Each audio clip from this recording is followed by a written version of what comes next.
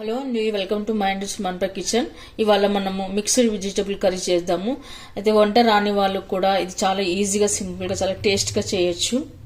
మనం కూరగాయ ముక్కలని వేయించుకోవాలి. అందుకోసం నేను ఇక్కడ 1 టేబుల్ స్పూన్ ఆయిల్ వేసుకున్నాను.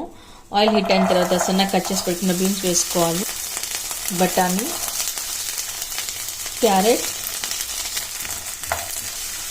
క్యాబేజీ. ఇప్పుడు మనం వీటిలో ఉన్న తేమ పోయి పచ్చివాసన పోయే వరకు వేపుకోవాలి, కలుపుకొని పెట్టుకోవాలి. పొటాటో, వెజిటేబుల్స్ అన్ని కాస్త మెత్తబడే వరకు మనము మూసి పెట్టుకుందాము. ఇప్పుడు మనం మిక్సీ జార్ పెట్టుకొని ఒక పొడి చేసుకుందాము. అందుకు 1 టీ స్పూను ధనియాలు వేసుకోవాలి, జీలకర్ర, కొద్దిగా cashew nuts, pepper, melon seeds, ఇలాచి, ఇవన్నీ వేసి పొడి చేసి పెట్టుకోవాలి. ఇలా అంతా పౌడర్ చేసి పెట్టుకోవాలి. ఇప్పుడు కూరగాయ ముక్కలు కొద్దిగా మగ్గిన తర్వాత క్యాప్సికమ్ వేయాలి, కొద్దిగా సాల్ట్ వేసుకోవాలి. ఒకసారి బాగా కలిపి పెట్టుకున్న తర్వాత తీసి పక్కన పెట్టుకోవాలి. ఇప్పుడు మనం వీటిని ఒక ప్లేట్లో తీసుకుందాము. ప్లేట్లో తీసి పెట్టుకున్న తర్వాత అదే కడాయిలో 2 టేబుల్ స్పూన్ల ఆయిల్ వేసుకోవాలి. ఆ తర్వాత కొద్దిగా నెయ్యి కూడా వేసుకోవాలి. ఇప్పుడు కొద్దిగా మినపగుళ్ళు వేసుకుందాము. తర్వాత కొద్దిగా జీలకర్ర వేసుకుందాము. తర్వాత సన్నగా కట్ చేసి పెట్టుకున్న ఆనియన్ ముక్కలు కూడా వేసుకుందాము.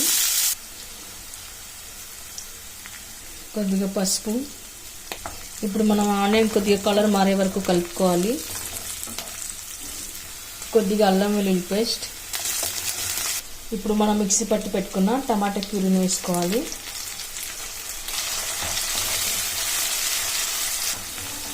ఇప్పుడు టమాటా ప్యూరీలోని పచ్చివాసన పోయే వరకు కలుపుకోవాలి. ఇప్పుడు రెడ్ చిల్లీ పౌడర్, కొద్దిగా సాల్ట్, పెరుగు. ఇప్పుడు ఇవన్నీ వేసాక బాగా ఉడికి ఆయిల్ పైకి తేలే వరకు కలుపుకోవాలి. ఇలా అంతా ఉడికి ఆయిల్ పైకి వెళ్ళిన తర్వాత మనం పొడి చేసి పెట్టుకున్న పౌడర్ని వేసుకోవాలి.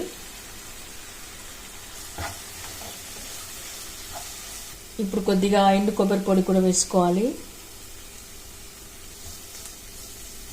మనం ఇప్పుడు తగినంత వాటర్ వేసుకోవాలి.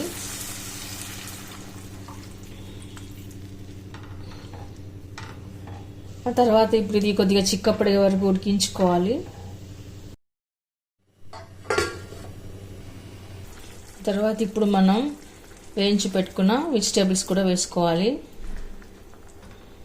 ఒకసారి బాగా కలుపుకోవాలి. ఇప్పుడు కొద్దిగా గరం మసాలా వేసుకోవాలి. ఇప్పుడు మూత పెట్టేసి ఒక 2 మినిట్స్ మగ్గించుకోవాలి.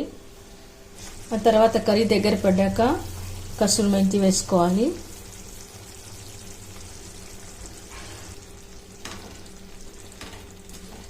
ఆ తర్వాత ఇప్పుడు కొత్తిమీర వేసి గార్నిష్ చేసుకుందాము.